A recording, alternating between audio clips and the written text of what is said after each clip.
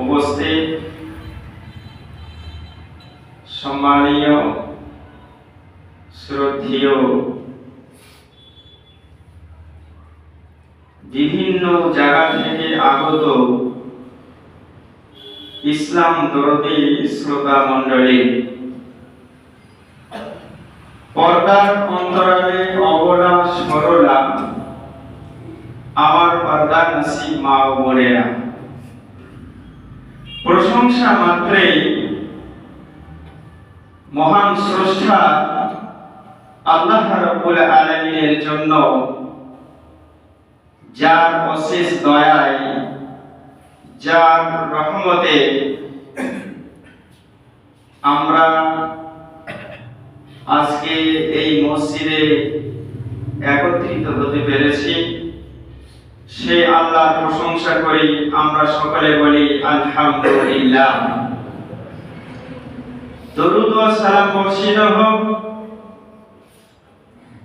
সমস্ত নবীদের উপর, সমস্ত রাসূলের উপর, বিশেষ করে খাস করে শেষ নবী জনাব আহমদ মুস্তাফা সাল্লাল্লাহু আলাইহি ওয়াসাল্লামের উপর অসংখ্য দরুদ ও শান্তির ধারা বর্ষিত হোক।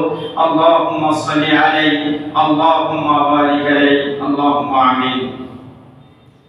কুরআনুল কারীমে সূরাতুল আলাক 30 নম্বর পারা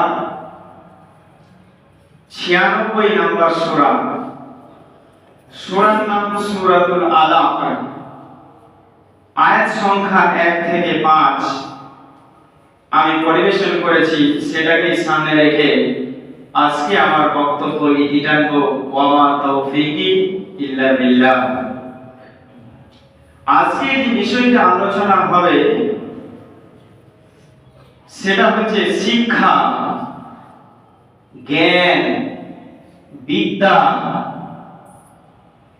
এই শিক্ষা সম্পর্কে আল্লাহ সুবহানাহু ওয়া তাআলা তিনি কুরআনুল কারীমে সর্বপ্রথম যে কয়েকটি আয়াত তিনি অবতীর্ণ করেছেন, সূরা আলাকের 1 থেকে নিয়ে 5 নম্বর আয়াত আল্লাহ সুবহানাহু ওয়া তাআলা তিনি নাযিল করেছেন বিশ্বনবী মুহাম্মদ রাসূলুল্লাহ সাল্লাল্লাহু আলাইহি ওয়াসাল্লামের উপরে। হাদিসটা বলছি বুখারী শরীফ, হাদিস নাম্বার হচ্ছে 4953 নম্বর হাদিস আলোচনা করব আজকে। যাদের ইন্টারনেট আছে, যাদের এই হাদিসগুলো লোড আছে মোবাইলে, ইন্টারনেটে, তারা সার্চ করলে পেয়ে যাবেন। হাদিস নাম্বার 4953 নম্বর হাদিস বুখারী, এর অধ্যায় হচ্ছে কিতাবুত তাফসীর। তাফসীর মানে ব্যাখ্যা। সূরা আলাকের তাফসীর বার করলে এটা বেরিয়ে যাবে। হাদিস বর্ণনা করছেন হযরতে আয়েশা রাদিয়াল্লাহু তাআলা আনহা, আল্লাহর নবীর স্ত্রী, তিনি এই হাদিসটা বর্ণনা করছেন। তিনি বলছেন রাসূলুল্লাহ সাল্লাল্লাহু আলাইহি ওয়াসাল্লাম বাড়ি থেকে যখন বার হতেন, কিছু খাদ্য নিয়ে তিনি সেখান থেকে বেরিয়ে এমন এক নিরালায় নির্জন জায়গায় যেতেন যেখানে আল্লাহর তপস্যা, আল্লাহর গণকীর্তন করতে তার সুবিধা হতো। হযরত আয়েশা রাদিয়াল্লাহু তাআলা আনহা তিনি বলছেন, আল্লাহ রাসূল সাল্লাল্লাহু আলাইহি ওয়াসাল্লাম তিনি রাত্রিতে স্বপ্ন দেখলেন। প্রথম ওহী নাযিল হওয়ার আগে রাত্রিতে তিনি স্বপ্ন দেখলেন। সেই স্বপ্নটা ছিল সত্য, যেটা আল্লাহ রাসূল রাত্রিতে স্বপ্নটা দেখেছিলেন, সেই স্বপ্নটা সকালবেলায় সেটা বাস্তবে সেটাই হয়েছে। রাসূলুল্লাহ সাল্লাল্লাহু আলাইহি ওয়াসাল্লাম তিনি বাড়িতে গেলেন। বাড়িতে গিয়ে স্ত্রী খাদিজাতুল কুবরা রাদিয়াল্লাহু তাআলা আনহা, আল্লাহ রাসূলের স্ত্রী খাদিজা তার বাড়িতে গেলেন। আল্লাহ নবী সাল্লাল্লাহু আলাইহি ওয়াসাল্লাম গিয়ে বলছেন, হে খাদিজা, হে আমার স্ত্রী, তুমি আমাকে কিছু খাদ্য দাও আর ওর সাথে পানি দাও। এই খাদ্য আর পানি নিয়ে আমি নিরালা নির্জন ওই পাহাড়ের গুহায় পাহাড়ে চড়ে এক গর্ত, যে গর্তের নাম হচ্ছে গারে হীরা, হীরা মানে উজ্জ্বল, সেই উজ্জ্বল গর্তে আমি নিরালায় নির্জনে আমি আমার রবের সাথে কিছু তার উপাসনা আরাধনা করব। রাসূলুল্লাহ সাল্লাল্লাহু আলাইহি ওয়াসাল্লাম তিনি বাড়ি থেকে খাদ্য নিলেন আর পানি নিলেন তার কাছে, ওনার প্রথম স্ত্রী খাদিজা রাদিয়াল্লাহু তাআলা আনহার কাছে। খাদ্য পানি নিয়ে তিনি চলে গেলেন সেই হীরা পর্বত। সেই পর্বতে গিয়ে একটা গুহা, ছোট্ট মতো গর্ত, যিনারা হাজী সাহেব আছেন ওখানে গিয়েছেন আপনারা জানেন যে ওই হীরা, ওই গর্তটা উজ্জ্বল একটা গর্ত, অনেক উঁচু, অনেক সময় লাগবে উঠতে সেখানে। সেই গর্তে আল্লাহ রাসূল সাল্লাল্লাহু আলাইহি ওয়াসাল্লাম সেখানে তপস্যায় ধ্যানে পড়ে গেলেন। কার? আল্লাহ সুবহানাহু ওয়া তাআলা। যখন সেখানে পৌঁছালেন, এইভাবে কয়েক রাত কয়েক দিন অতিবাহিত করলেন। আবার খাবার শেষ হলো, বাড়িতে এসে স্ত্রীর কাছ থেকে আবার খাদ্য পানি নিয়ে আবার সেই হীরা গর্তে, হীরা গুহায় দিয়ে আবার চলে যেতেন। এই করতে করতে কয়েক দিন যখন অতিবাহিত হয়ে গেছে, হঠাৎ একদিন হযরত জিবরিল আলাইহিস সালাতু ওয়াস সালাম ওই গর্তে এসে রাসূলুল্লাহ সাল্লাল্লাহু আলাইহি ওয়াসাল্লামকে এসে আঁকড়ে ধরে বলছে, হযরত জিবরাইল এসে নবী সাল্লাল্লাহু আলাইহি ওয়াসাল্লামের কাছে এসে বলছে, হে নবী, ইকরা, তুমি পড়ো, তুমি পাঠ করো। আল্লাহর নবী সাল্লাল্লাহু আলাইহি ওয়াসাল্লাম তিনি বলছেন, মা আনা বিকারি, বুখারী হাদিস, মা আনা বিকারি, আমি পড়তে জানি না, আমি লেখাপড়া শিখিনি। ফাআখাযানি ওয়া বাত্তানি, বুখারী হাদিসের শব্দ। হযরতে জিবরিল আলাইহিস সালাতু ওয়াস সালাম আল্লাহ রাসূলকে সিনাতে মজবুত করে ধরলেন, ফাআখাযানি, ধরলেন, ওয়া বাত্তানি, রাসূলুল্লাহ সাল্লাল্লাহু আলাইহি ওয়াসাল্লাম বলছিলেন আমার যেন কষ্ট হলো। আল্লাহ রাসূল সাল্লাল্লাহু আলাইহি ওয়াসাল্লাম কষ্ট পেলেন। তারপরে জিবরিল আলাইহিস সালাতু ওয়াস সালাম দ্বিতীয়বার নবী সাল্লাল্লাহু আলাইহি ওয়াসাল্লামকে ফাআখাযানি ওয়া বাত্তানি, আবার এইভাবে বুকের সাথে বুককে এইভাবে চেপে ধরে রাসূলুল্লাহ সাল্লাল্লাহু আলাইহি ওয়াসাল্লামকে বলছেন, ইকরা, তুমি পড়ো, তুমি পাঠ করো। আল্লাহর নবী সাল্লাল্লাহু আলাইহি ওয়াসাল্লাম বলছেন, মা আনা বিকারি, আমি পড়াশোনা জানি না। ফাআখাযানি ওয়া বাত্তানি, হযরত জিবরাইল রাসূলুল্লাহকে সিনাতে এইভাবে চেপে ধরলেন। ফাবাত্তানি, রাসূলুল্লাহ সাল্লাল্লাহু আলাইহি ওয়াসাল্লাম বলছেন আমি কষ্ট অনুভব করলাম। তৃতীয়বার ওই মালাক, ওই ফেরেশতা হযরত জিবরিল আলাইহিস সালাতু ওয়াস সালাম তিনি রাসূলুল্লাহ সাল্লাল্লাহু আলাইহি ওয়াসাল্লামকে এইভাবে সিনার সাথে সিনা এইভাবে ধরলেন, ওই গায়ে গিরায় ধরার পরে ফাগাত্তানি ফাআখাযানি ওয়া বাত্তানি, একবারে জিবরাইল রাসূলুল্লাহর এই বুকের সাথে জিবরাইলের বুকটাকে দিয়ে খুব জোরে চাপ দিলেন। আল্লাহ রাসূল সাল্লাল্লাহু আলাইহি ওয়াসাল্লাম বলছেন আমার খুবই কষ্ট হলো, এত কষ্ট আমি কোনোদিন অনুভব করিনি। আর জিবরাইল বলছেন, ইকরা, তুমি পাঠ করো, তুমি পড়ো। তখন আল্লাহর হুকুমে বিশ্বনবী মুহাম্মদ রাসূলুল্লাহ সাল্লাল্লাহু আলাইহি ওয়াসাল্লাম তিনি বলছেন, ইকরা বিইসমি الذي خلق আল্লাহ রাসূল সাল্লাল্লাহু আলাইহি ওয়াসাল্লাম তখন ওর মুখ দিয়ে বার হলো ইকরা বিইসমি রাব্বিকাল্লাযী খালাক। ইকরা, তুমি পাঠ করো, বিইসমি রাব্বিকাল্লাযী, ওই রবের নাম নিয়ে, খালাক, যিনি সৃষ্টি করেছেন, পয়দা করেছেন সমস্ত সৃষ্টি জগৎকে।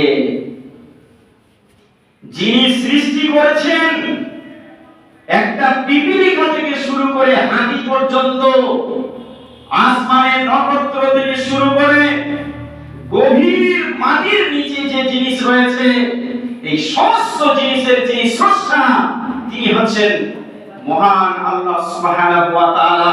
আল্লাহর নবী সাল্লাল্লাহু আলাইহি ওয়াসাল্লাম তখন ওইভাবে কষ্ট করতে করতে বললেন ইকরা বিসমি রাব্বিকাল্লাযী খালাক, হে নবী আপনি পাঠ করুন আপনার ওই প্রতিপালকের নামে যিনি সমস্ত বিশ্ব জগৎকে যিনি পয়দা করেছেন, সৃষ্টি করেছেন।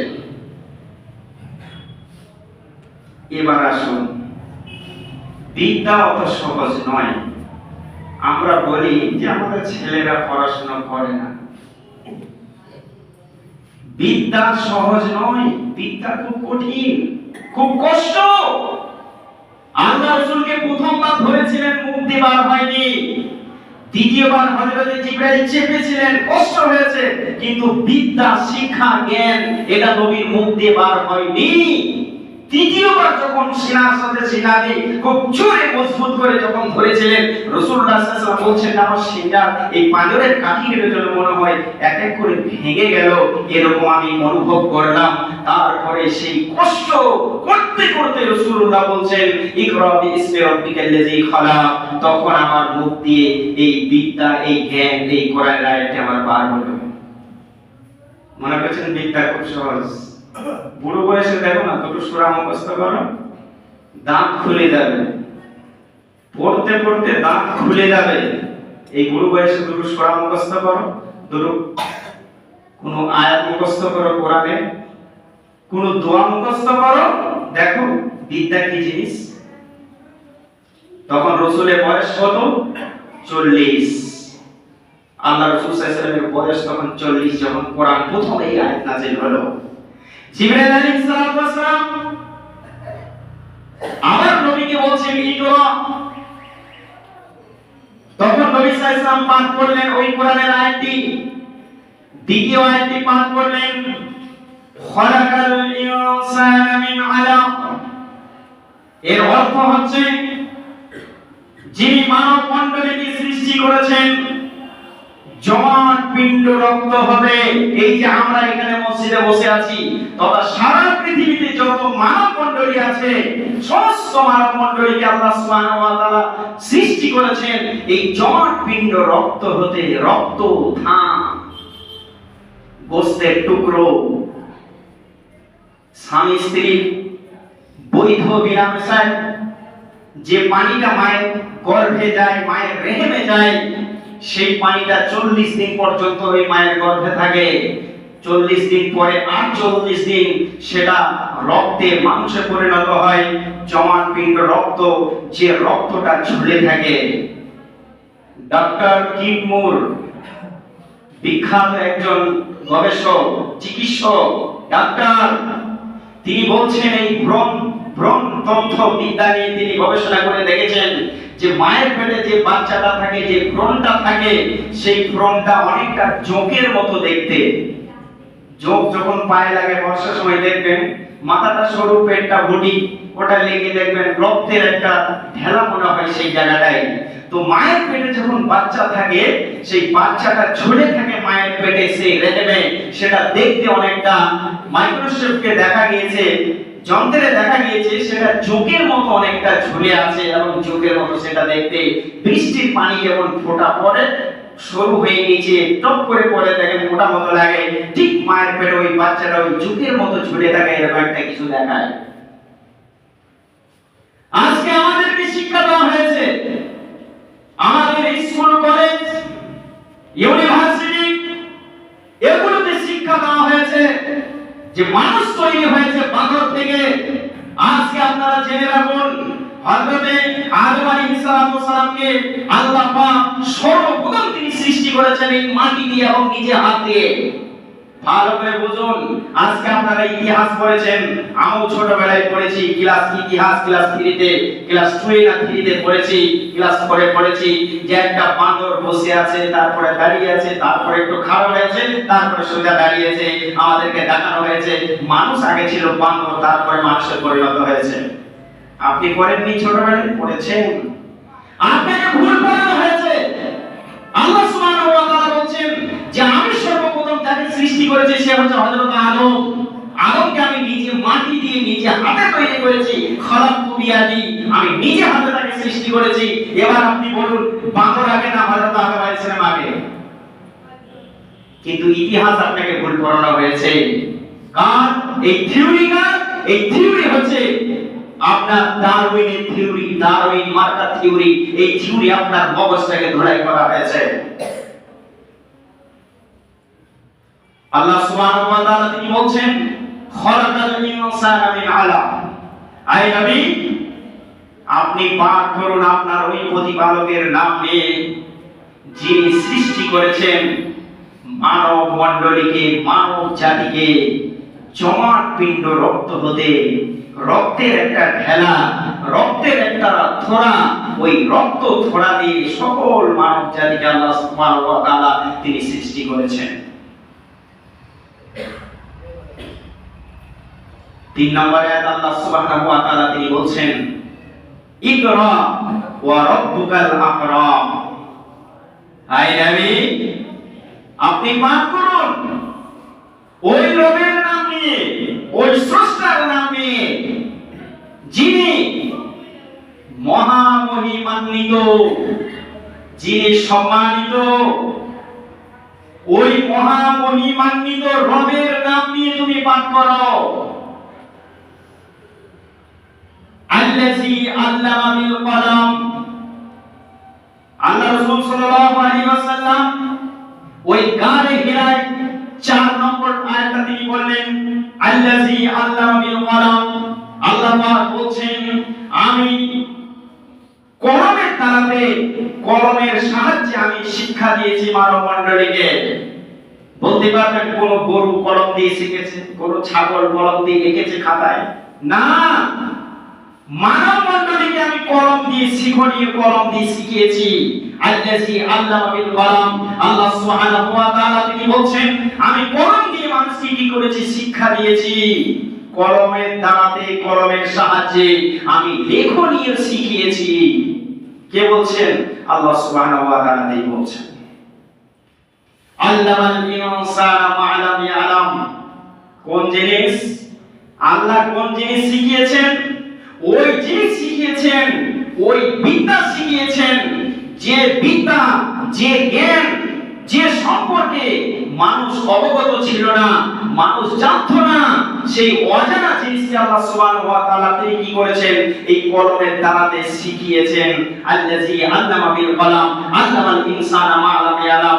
যে সম্পর্কে মানুষ জানতো না, যে সম্পর্কে মানুষ অবগত ছিল না, সেই সম্পর্কে, সেই বিষয় সম্পর্কে আল্লাহ সুবহানাহু ওয়া তাআলা তিনি শিক্ষা দিয়েছেন।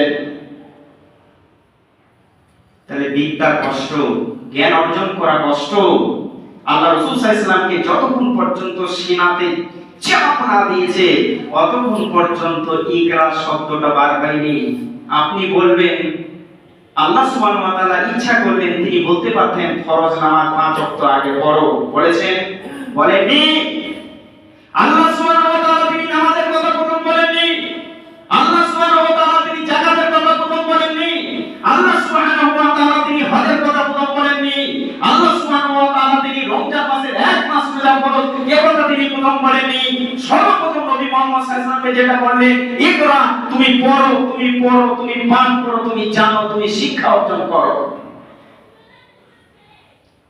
এই কোরআনের আয়াত দিয়ে, এই হাদিস দিয়ে এটাই বোঝা যায় যদি কোনো শিক্ষক, কোনো টিচার, কোনো মাওলানা যদি ছাত্রকে মারে তো মারার আদেশ এই হাদিস থেকে, কোরআন থেকে প্রমাণ আছে। যতক্ষণ পর্যন্ত তোমার কষ্ট না হবে, তোমাকে আঘাত না করবে, ততক্ষণ পর্যন্ত তোমার মুখ দিয়ে তোমার জ্ঞান অর্জন হবে না, তোমার ব্রেনে তুমি ধারণ করতে পারবে না, তোমার মুখ দিয়ে সেটা তুমি ফুটে বলতে পারবে না। যখন মাস্টার মশাই, যখন কোনো টিচার, কোনো শিক্ষক, কোনো শিক্ষিকা তোমাকে আঘাত করবে, সেই আঘাতটা আঘাত নয়, সেটা হচ্ছে তোমার জন্য জ্ঞান, তোমার জন্য বিদ্যা। কোন শিক্ষক মারতে পারে এই হাদিস থেকে প্রমাণ। যদি জ্ঞান হাসিল করার জন্য, বিদ্যা দেওয়ার জন্য যদি কোন টিচার, কোন শিক্ষক, শিক্ষিকা যদি ছাত্র ছাত্রীকে মারে, তো মারতে পারে। নবী মুহাম্মদ সাল্লাল্লাহু আলাইহি ওয়াসাল্লামের এই হাদিস থেকে আমাদের এটা প্রমাণিত। আল্লাহ সুবহানাহু ওয়া তাআলা এই পাঁচটি কোরআনের সূরা আলাকের এই পাঁচটি আয়াত নবী মুহাম্মদ সাল্লাল্লাহু আলাইহি ওয়াসাল্লামের উপর অবতীর্ণ করে দিলেন। কোথায়? ওই কানে হীরা। আপনারা নিয়ত করুন, যাদের অর্থ আছে নিয়ত করুন যে আমি উমরায় যাব ইনশাআল্লাহ। যদি হজ করার ক্ষমতা থাকে হজ করুন, হজ ফরজ। আর হজের যদি অর্থ না থাকে উমরা করা প্রায় 1 লাখ টাকা খরচ, 80,000, 90,000, 1 লাখ, 1 লাখই ধরুন খরচ। আপনি চেষ্টা করুন, আজ থেকে জমাতে শুরু করুন, চেষ্টা করুন যে আমি সেই জায়গাগুলো আল্লাহ রাসূল সাল্লাল্লাহু আলাইহি ওয়াসাল্লামের উপরে যে কোরআনের এই 5টি আয়াত নাযিল হয়েছে, সেই জায়গাটুকু অন্তত একবার দেখে আসবো, একবার নবীর কবরটা জিয়ারত করে আসবো, কাবা শরীফে 2 রাকাত নামাজ পড়ে আসবো, মদিনাতে 4 রাকাত নামাজ পড়ে আসবো। এই ধ্যান ধারণা নিয়ে আপনি আজ থেকে নিয়ত করে নেন। রাসূলুল্লাহ সাল্লাল্লাহু আলাইহি ওয়াসাল্লাম এই 5টি আয়াত যখন নাযিল হয়ে গেল আল্লাহর নবীর উপরে, আল্লাহর নবী সাল্লাল্লাহু আলাইহি ওয়াসাল্লাম কাঁপতে, থরথর করে কাঁপছে। হাদিস নাম্বার কত বলেছি? 4953 নম্বর হাদিস বুখারী শরীফে। আল্লাহ রাসূল কাঁপছেন। ওই পাহাড় থেকে তিনি চলে আসলেন, এসে বাড়ি খাদিজা স্ত্রীর কাছে আসলেন, স্ত্রীকে পুরো ঘটনাটা বললেন। হে আমার স্ত্রী অর্ধাঙ্গিনী, বলে আমার উপরে এই কোরআনের 5টি আয়াত নাযিল হলো, জিবরাইল এসেছিল, আমাকে বলল, আমার সিনার সাথে সিনা খুব জোর দিয়ে আমাকে ধরেছে, আমার প্রচন্ড কষ্ট হয়েছে, আমি ভয় খেয়ে গেছি, আমার শরীর কাঁপছে। জাম্মিলুনি জাম্মিলুনি জাম্মিলুনি, হে খাদিজা তুমি আমাকে চাদর চড়িয়ে দাও, হে খাদিজা আমাকে কম্বল চেপে দাও, আমাকে কম্বল দিয়ে চেপে আমাকে ধরো, আমার কষ্ট হচ্ছে, আমার ভয় লাগছে, আমার শরীর কাঁপছে, তুমি আমাকে কম্বল দিয়ে জড়িয়ে ধরো। খাদিজা রাদিয়াল্লাহু তাআলা আনহা রাসূলুল্লাহ সাল্লাল্লাহু আলাইহি ওয়াসাল্লামকে এইভাবে কম্বল দিয়ে জড়িয়ে ধরলেন। কিছুক্ষণ পরে তিনি নিয়ে গেলেন খাদিজার চাচাতো ভাই ওয়ারাকা ইবনে নওফল। খাদিজার চাচাতো ভাই আল্লাহ রাসূল সাল্লাল্লাহু আলাইহি ওয়াসাল্লামকে নিয়ে গেলেন ওই ওয়ারাকা ইবনে নওফলের কাছে। সেই যুগের একটা পণ্ডিত মানুষ ছিল, সে আবার খ্রিস্টান ধর্ম অবলম্বন করত, কিন্তু সেই যুগে আরবি বই, বিভিন্ন পুস্তক, তারপরে বাইবেলের অনুবাদ, বিভিন্ন জিনিসের অনুবাদ তারা করেছে। ওই ওয়ারাকা ইবনে নওফল খুব জ্ঞানী মানুষ ছিল। আল্লাহ নবীর স্ত্রী খাদিজা রাদিয়াল্লাহু তাআলা আনহা তিনি আল্লাহ রাসূলকে নিয়ে গেলেন ওয়ারাকা ইবনে নওফলের কাছে। গিয়ে ঘটনাটা বললেন যে এরকম আল্লাহ রাসূল সাল্লাল্লাহু আলাইহি ওয়াসাল্লামের উপরে কোরআনের আয়াত নাযিল হয়েছে, হিরা গুহায় সূরা আলাকের 5টি আয়াত, আর আল্লাহ রাসূল সাল্লাল্লাহু আলাইহি ওয়াসাল্লাম কাঁপছে। তখন ওয়ারাকা ইবনে নওফল তিনি বললেন যে শোনো মুহাম্মদ, যিনি পাঠিয়েছেন, যাকে পাঠিয়েছেন, তিনি হচ্ছেন একজন ফেরেশতা মালাক, তার নাম জিবরাইল। সে শুধু তোমার কাছে নয়, ও আল্লাহ মুসা নবীর কাছেও পাঠিয়েছিল, আর রাসূলদের কাছেও পাঠিয়েছিল। মুসা নবীর কাছেও তিনি এসেছিলেন, তোমার কাছেও এসেছে। তবে নবী মুহাম্মদ তুমি জেনে রাখো, তুমি সত্যি সত্যি তুমি এই আরবের বুকে তুমি নবী হবে, তুমি রাসূল হবে, তবে আরবের মানুষ তোমাকে সহ্য করতে পারবে না, তোমাকে মক্কা ছেড়ে তোমাকে মদিনার দিকে পাড়ি দিতে হবে। ওয়ারাকা ইবনে নওফল ভবিষ্যৎবাণী করে দিল। আর খাদিজা রাদিয়াল্লাহু তাআলা আনহা তিনি বলছেন, ইয়া রাসূলুল্লাহ আপনি কেন ভয় পাচ্ছেন? আপনি তো জীবনে কোনো মানুষের ক্ষতি করেননি, আপনি তো কোনো মানুষের ক্ষতি করেননি, আপনি তো মানুষকে সাহায্য করেছেন, আপনি গরিব মানুষকে সহযোগিতা করেছেন, আপনি আপনার আত্মীয় স্বজনের সাথে ভালো আচরণ করেছেন, ব্যবহার করেছেন, আপনি অসহায় দুর্বল মানুষকে আপনি সাহায্য করেছেন, কেমন আপনি চিন্তা করছেন আল্লাহ সুবহানাহু ওয়া তাআলা আপনাকে পছন্দ করেন, আপনি হবেন শেষ নবী, আপনার উপরে কোরআনুল কারীম এই সূরা আলাকের 5টি আয়াত অবতীর্ণ করেছেন, কোনো চিন্তা করার দরকার নেই। আল্লাহ রাসূল সাল্লাল্লাহু আলাইহি সাল্লাম ওই ওয়ারাকা ইবনে নওফলের কথা শুনে তিনি ছুটে আসলেন, কাঁপতে কাঁপতে বাড়ি ফিরলেন। বিদ্যা জ্ঞান অর্জন করে, আরে নিজে তো গোল্লায় গিয়েছো, তোমার ছেলেটাকে গোল্লায় দিচ্ছ কেন? এখন মানুষ যদি বলে আগে এত স্কুল ছিল না, মাদ্রাসা ছিল না, প্রাইমারি স্কুল ছিল না, তাই এবার যুক্তিতে আসুন। রবীন্দ্রনাথ ঠাকুর ঘাস কেটে মানুষ হয়নি, কবি নজরুল ইসলাম বিদ্রোহ করেছে ঘাস কেটে মানুষ হয়নি, বঙ্কিমচন্দ্র চট্টোপাধ্যায় ঘাস কেটে মানুষ হয়নি, শরৎচন্দ্র চট্টোপাধ্যায় উপন্যাস, বিখ্যাত উপন্যাস, সে ঘাস কেটে মানুষ হয়নি। যদি বিদ্যার আর সেখানে স্কুল ছিল, কলেজ ছিল, ইউনিভার্সিটি ছিল, সব কিছু ছিল, তারা শিক্ষা অর্জন করেছে।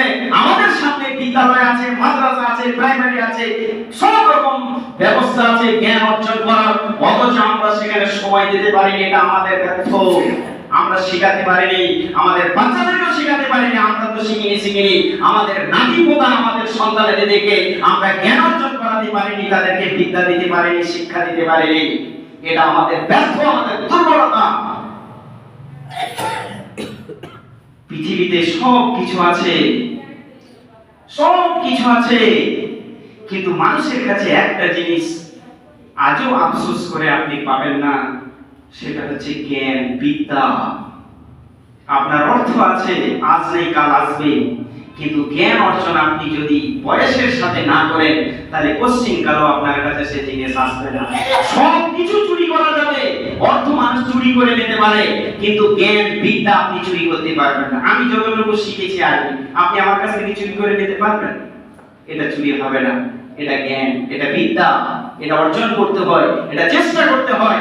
আপনিও বিএ পাস করেছেন, এমএ পাস করেছেন, আপনিও ক্লাস 4 পাস করেছেন, মাধ্যমিক পাস করেছেন, উচ্চ মাধ্যমিক পাস করেছেন, আপনার কাছ থেকে কেউ জ্ঞানটা, এই বিদ্যাটা অন্য কেউ চুরি করে নিতে পারবে না।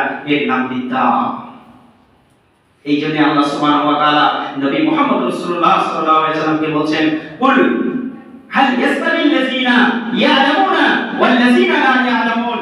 আয় নবী মুহাম্মদ সাল্লাল্লাহু আলাইহি ওয়াসাল্লাম, আপনি বলে দেন, মানব সম্প্রদায়কে আপনি বলে দেন, যারা জানে এবং যারা জানে না তারা উভয় সমান নয়। শিক্ষিত মানুষ অশিক্ষিত মানুষ সমান হতে পারে না। যেমন রাত এবং দিন সমান নয়, আলো এবং অন্ধকার যেমন সমান নয়, আসমান জমিন যেমন সমান নয়, অলৌকিক শিক্ষিত অশিক্ষিত মানুষ কোনদিন সমান নয়। এই জন্য আল্লাহ সুবহানাহু ওয়া তাআলা বলেন, কুল হাল ইয়াসতাবিল লাযিনা ইয়ালামুনা ওয়াল লাযিনা লা ইয়ালামুন। যারা জানে এবং যারা জানে না তারা উভয়ে কোনদিন সমান হতে পারে না। তাহলে এটা থেকে আপনাদেরকে জ্ঞান হাসিল করতে হবে। আমাদের যারা সন্তানাদি আছে তাদেরকে শিক্ষা দেন, কারণ নামাজ ফরজ, আল্লাহ নামাজের কথা প্রথম বলেনি। রোজা ফরজ, কিন্তু রোজার কথা বলেনি। যাকাত ফরজ, কিন্তু যাকাত কথা আল্লাহ পাক বলেনি। আল্লাহ প্রথমেই বলেছে তুমি জ্ঞান অর্জন করো, আগে পড়ো, আগে জানো, আগে শিখো। এই যে নামাজ পড়তে এসেছেন, তো নামাজে দাঁড়াতে গেলেও তো দুটো সূরা মুখস্থ লাগবে, দুটো দোয়া মুখস্থ লাগবে। বিদ্যা শিখতে হবে, চেষ্টা করতে হবে। বিদ্যা ছাড়া কোনো কিছু হয় না। আর পৃথিবীর সবচেয়ে অমূল্য সম্পদ, অমূল্য ধন, যার নাম হচ্ছে জ্ঞান, বিদ্যা। বিদ্যা এমন একটা অমূল্য সম্পদ যেটা অর্থ দিয়ে কেনা যায় না, যেটা কোন মানুষের কাছ থেকে হারিয়ে যায় না। যে জিনিসটা যে যতটুকু চেষ্টা করবে সে ততটুকু তার মধ্যে কি করবে, সীমাবদ্ধ থাকবে। অতএব জ্ঞান হাসিল করুন। আপনি গিয়েছেন, আপনার ছেলে, আপনার নাতি, আপনার নাতনি, আপনার পাড়া প্রতিবেশী যারা রয়েছে তাদের দিকে লক্ষ্য রাখুন, জ্ঞান অর্জন করুন। কারণ জ্ঞানই হচ্ছে, কবরে গিয়েও কিন্তু জ্ঞানের প্রশ্ন হবে। একটি হাদিস বলে ছেড়ে দেব। আল্লাহ রাসূল সাল্লাল্লাহু আলাইহি ওয়াসাল্লাম বলছেন, ওয়ান আব্দুল ইবনে আমর রাদিয়াল্লাহু আনহু বলেন, রাসূলুল্লাহ সাল্লাল্লাহু আলাইহি ওয়াসাল্লাম, হযরত আব্দুল ইবনে আমর থেকে বর্ণিত, রাসূলুল্লাহ সাল্লাল্লাহু আলাইহি ওয়াসাল্লাম তিনি বলছেন, বাল্লিগু আন্নি ওয়ালাউ আয়া। হযরত আব্দুল ইবনে আমর বর্ণিত, তিনি বলছেন যে রাসূলুল্লাহ সাল্লাল্লাহু আলাইহি ওয়াসাল্লাম বলেছেন, আমার কাছ থেকে যদি একটা আয়াত হয়, আয়াত মানে অংশ, একটি আয়াত যদি হয়, বাল্লিগু আন্নি, আমার পক্ষ থেকে যেটা হবে, ওয়ালাউ আয়া, সেই আয়াতটা তুমি অপরের কাছে পৌঁছে দাও। কোন মানুষ সূরা ফাতিহাটা জানে না, আলহামদুলিল্লাহি রাব্বিল আলামিন জানে না, আপনি জানেন, পৌঁছে দেন। কেউ জানে না আর রহমানির রহিম জানে না, আপনি তার কাছে পৌঁছে দেন। বাল্লিগু আন্নি ওয়ালাউ আয়া, আল্লাহ রাসূলের পক্ষ থেকে ছোট্ট যদি একটা আয়াত হয়, একটা অংশ হয়, সেটা মানুষের কাছে পৌঁছে দেন। এটা রাসূলুল্লাহ সাল্লাল্লাহু আলাইহি ওয়াসাল্লাম তিনি বলেছেন। আরেকটা বিদ্যা রাসূলুল্লাহ সাল্লাল্লাহু আলাইহি ওয়াসাল্লাম বলেছেন, তালাবুল ইলমি ফারিজাতুন আলা কুল্লি মুসলিমিন, প্রত্যেক মানুষের শিক্ষা জ্ঞান অর্জন করা ফরজ। ফরজ, দ্বীনি বিদ্যা তো পড়তে হবে, শুধু দ্বীনি বিদ্যা না, জেনারেল শিক্ষাও আপনাকে শিখতে হবে। না হয় আপনি এখন কোরআন হাদিস সব বাংলা অনুবাদ হয়েছে, আপনি যদি বাংলা জানেন কোরআন হাদিস সহজেই পারবেন। যে আরবি থেকে মানে করতে পারবো না তা না, এখন আলেম ওলামারা সব বাংলা অনুবাদ করে দিয়েছে, আপনি বাংলা পড়লেও বুঝতে পারবেন, মানে জ্ঞান অর্জন করতে হবে। তবে কোরআনি বিদ্যা আপনাকে শিখতেই হবে, কোরআন আপনাকে পড়তেই হবে, সেটা আরবিতে। আল্লাহ রাসূল সাল্লাল্লাহু আলাইহি ওয়াসাল্লাম বলছেন, মরণের পরে তিনটি জিনিস কবরে যাবে, তার মধ্যে একটা হচ্ছে আও ইলমি, জ্ঞান। জ্ঞান অর্জন করেছো, সেটা উপরকে দিয়েছো, কবরে যাবে। এটা যদি জ্ঞান অর্জন করো আর উপরকে যদি দাও, সেটা কবরে পৌঁছাবে।